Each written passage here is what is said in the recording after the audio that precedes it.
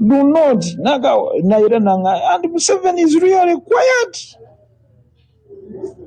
because yes, we as Uganda to in a position we support a two-state solution. Nite tuwagirangako bantu kutta bantu bwe bati mwana wange kintu kibi nnyo naga naffe tugenda naye bali ne bafukirira obufukiriza abantu bomu papa ne babafukirira bomu ne bagwerera just like that wanjogera ebigambo ne muganda we muzeeyo n'alujazira ogiraba nnyo nsanga nanga ndabe nkyuseko tondagato njaga kulaba bino because these are people being oppressed. Temusirika, don't keep quiet. Hon.Muhammad Nsereko. Naga, please don't keep quiet. Ngali courageous nayimirira namwayogere naga don't keep quiet. Kubanga bana abantu bafe these people can coexist omuntu abeera ne munne. But why is the one Kitalo ddala Haji Abdul Nsereko ono ye taata w'omubaka wa Kampala Central Muhammad Nsereko era nga yali munnamawulire eyatandikira ku mukutu ogwa UTV eyakyusibwa n'etuumibwa UBC era nga ye TV y'eggwanga avudde mu bulamu obw'ensi eno olunaku olwaleero. Haji Nsereko ateeberezebwa okuziikibwa enkya ennaku z'omwezi 11 omwezi ogw'olubereberye omwaka 2024. Omubaka wa Kampala Central Hon.Muhammad Nsereko annyonnyola embeera kitaawe gy'abaddemu nga tannaba kufa. Kituufu omwami ono abadde alwalidde akabanga naye Hon.Muhammad Nsereko akugamba nti abadde atandise okudda engulu nga bafunye essuubi nti oba oliawo Mukama anaasobola okumusuusa naye ate kibakubye wala okulaba nga bafuna amawulire olunaku olwaleero nti ate avudde mu bulamu bw'ensi eno. Wange naye naŋŋamba okirabye ekyo olabye sweetheart wange yagenda naye nange ndabika ndi mu kkubo ŋŋenda tudde nga mulamu kyenjogera kikino n'ebifaananyi sobibalaga nga ndi naye n'agamba sweetheart wange yagenda naye ndi mu kkubo ndabika nkola ki nange ŋŋenda ne mugamba laki why do you give up agakatiraba busuulwa yafa n'amala gafa ebintu bya kijinga kati simanya akutuse bukutusi naye ndaba nnyinza okufa nga busuulu ono muto wange naye n'agamba naye kati byonna mbikoze gwe nkwebaza wakola okumanyagana n'ogatta baganda bo bonna old house ekyo kyenjagala okyo obulamu bwange nkwagala nnyo era ndi mumativu naga nagenda ne nkyalira ne kubijja bya maama wange e Masaka ekyo ndi mumativu naye wali Rwanda nga muzannya mipiira naŋŋamba naye omwana ono njagala yadde abeera Sweden akola hijja n'amugamba you man you have to make your own money not your father's money and you go to Mecca. Kale muzeeyi ne tunyumya emboozi n'eba mpanvu ne tunyumya bulungi naŋŋamba leeta briefcase yange ne ngireeta ne ntumya omwana n'agireeta n'agamba ennamba eggulawo ogijjukira okuva gye nnakulaga ng'okyali muto walimu around P1 I want to check your memory ne mugamba nkyagijjukira naŋŋaziggulewo ne ngigulawo n'agamba alhamdulillah ebyange biwedde Mungu ne bwantwalirawa ebyange byonna obimanyi. Najjayo marriage certificate ya maama wange naye naŋŋamba njagala nkulage kye sikulagangako n'agamba olaba marriage certificate eyo nti kwe nawasiza maama wo ne mugaaka ngikuba ebifaananyi naŋŋamba olabye nti namuwasa mu December 1971 n'aganja yiino original certificate naŋŋamba nze ndi Siteboni naŋŋamba nze ndi Siteboni siri wa kyalo kuba buli omu balaga gye yava n'aganza Abdul Kadiri Nsereko from Makindi ekyaddondo ondabye n'agamba maama wo ne mujja ekyankoole Masaka Butenga n'agamba tafumbirwangako n'agamba naye marriage certificate zammwe ezaakati zikyabiina taata wange Muhammad Sebuliba Katono nnyo Honorable Nsereko kembuzeemu muzeeyi afudde alina emyaka ng'era. He was born in 1947, so basically abadde atambuza omwaka gwe ogwa I think should be 70. Goodness me, just give me a second. 1947 minus 20. 1947. So 1947 minus 20. 24, 77. 77. So, gwabadde atambuza ogw'ensanvu mu omusanvu. Abadde alina ebimusumbuwa. Abadde ne sukaali. Abadde ne sukaali. But abadde ne sukaali for 50 years. 50 years, yeah. 50 years nga asumbuwa. Alina sukaali. Sukaali amusumbuwa. Yeah. Era nga yagamba abantu osobola okuwangaala ne sukaali. Just a second. Honorable Panado tuli bugolobe kitano. So abadde ne sukaali nga amusumbuwa but nga amumanaginga for 50 years. But mu mwezi oguyise ng'akugamba nnyo obulamu sibuwulira ng'ajja n'agamaani ye oyitayo n'onkeberako naawe obulamu sikola. Era ne ku Friday nagendayo namusanga atudde awo wansi ng'agampulira omuliroliro mu magulu wano nva kusaala naye mpulira omuliroliro mu magulu. Naŋŋamba naye olabikanga mangu ojja kunsanga nfudde. Muzeeyi ne mugamba tojja kufa ojja kufa ffenna tuli baakufa naye sika ng'osaaga naye munnange nze obulamu mpulira bugenda naye leero bwe ntuuse era olumutuuseeko asanyuse naye kyasoose okuŋŋana obulamu mpulira nankwata ku mukono naye mpulira obulamu bugenda. Muzeeyi abadde musajja kikazi. He's just a simple friendly man.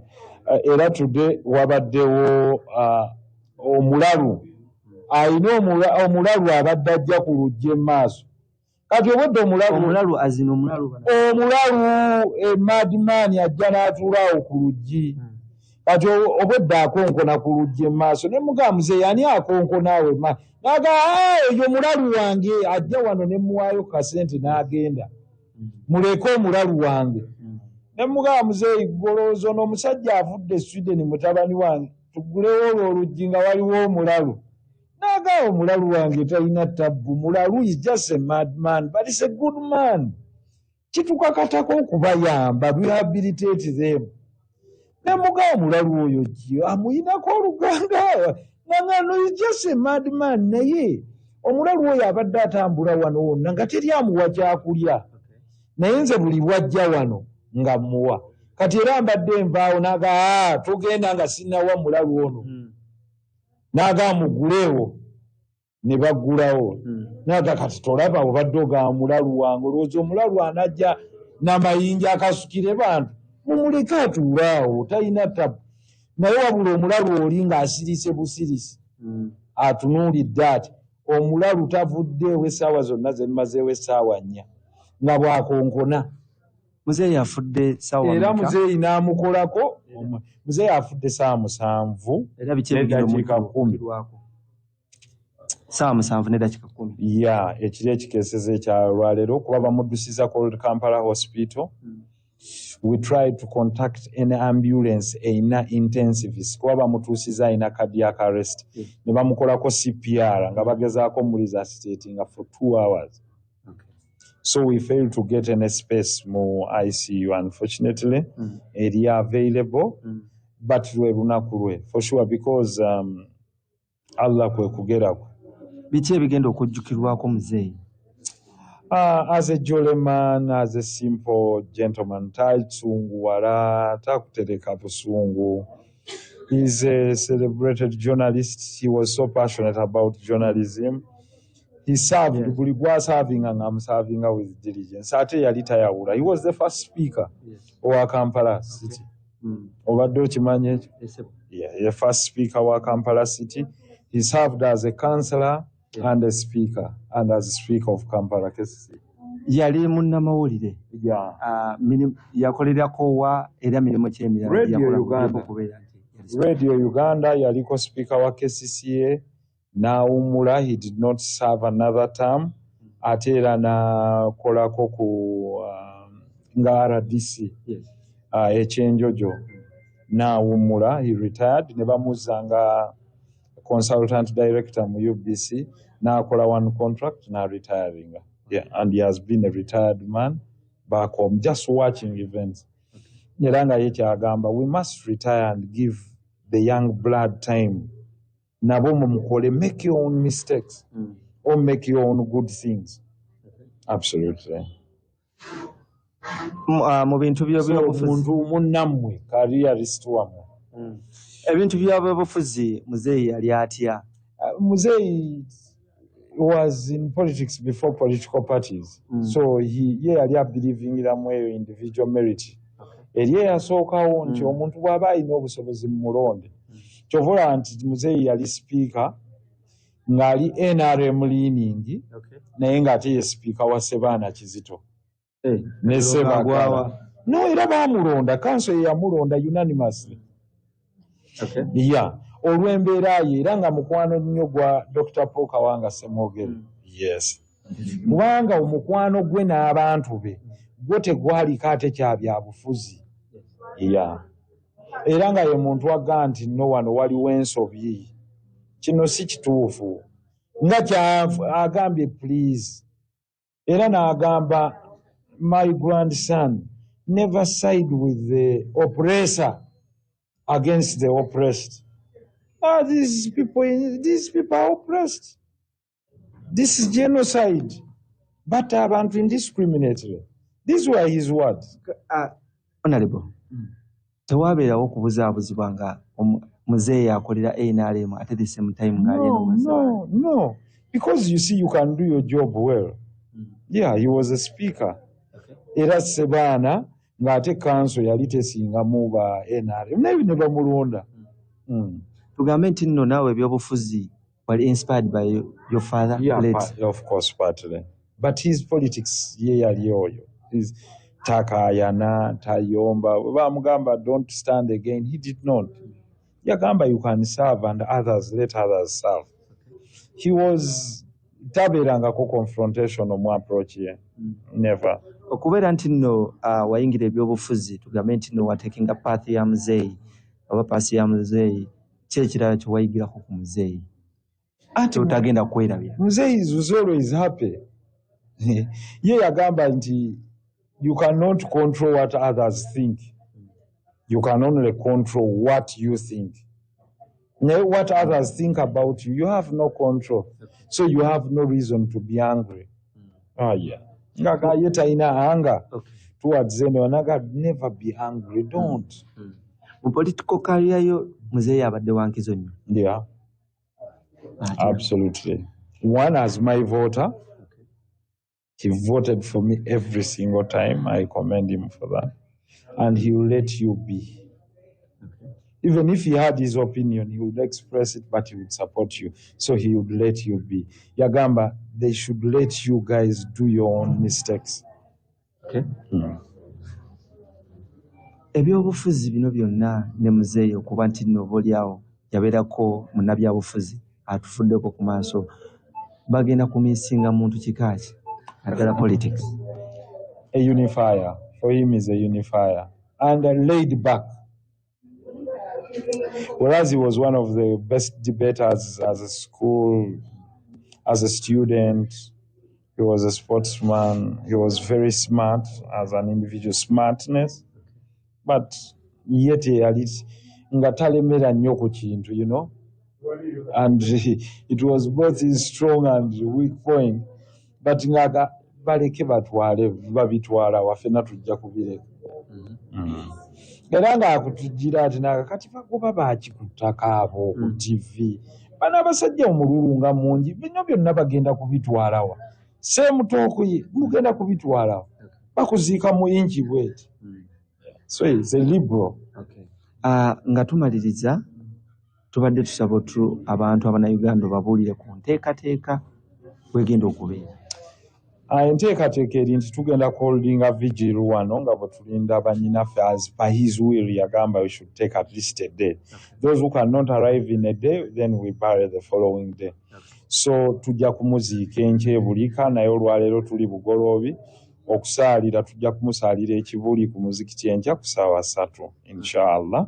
Tuveewo tugende ebulika mu kyalo bulika gombolola y'ennama wano e Mukono kumpi bw'ova ennama wojjolo okyamira Walusubi ne bw'oyita eri mu Kalagi era osobola okutuuka. So okuva mu Kampala it's just about 1 hour's drive with the traffic. Without traffic really bw'oba okedde it's 20-15 minutes. Yeah. Kitalo nnyo ekya Alhaji inna lillahi wa inna ilaihi rajiun. Nsaasira nnyo mwenna nkubagiza mbuga mukwano gwe nnyo Dr. Alhaji Sheikh Kasim Nakibinge, Supreme Mufti wamu ne fraternity y'Obusiraamu yonna. He's been a friend to everyone and you know him better than I do. Bamisbahuddin nga bwe tubadde tukolagana ennyumba zino zonna nga bwe muzimanyi Bukoto Nateete bonna Bajjabberi Bidandisali zonna nga bwe tubadde tutambulira ku nkola yaffe ba Muhibbiina bonna gye bali bantu be. Alhaji has been social ng'agenda buli wa buli muntu amulinnyira mu musaayi, so nga ne bw'aba tasobodde yeekaka n'agenda n'atuula mu katebe n'abaawo. That's him. Okay. Yeah, so we've lost a great guy. I think he's great. Not just because he's my father, but he's an amazing character. Okay. And I'm sad, but I'm happy. I spent the last hours with him. Not necessarily that he was sick and he could show, but yali yasaba nnyo ng'aga Katonda saagala kuntwala ku kitanda. Abantu bonna bafuukira ekizibu, bafuukira eki. Yeah, I mean, he got a cardiac arrest and 2 hours later, he had passed on. Nsaasira nnyo ebyo nno ebitono ebikwata taata w'omubaka Hon.Muhammad Nsereko era Alhaji Abdul Nsereko eyavudde mu bulamu bw'ensi eno. Mukama amuwumuze mirembe.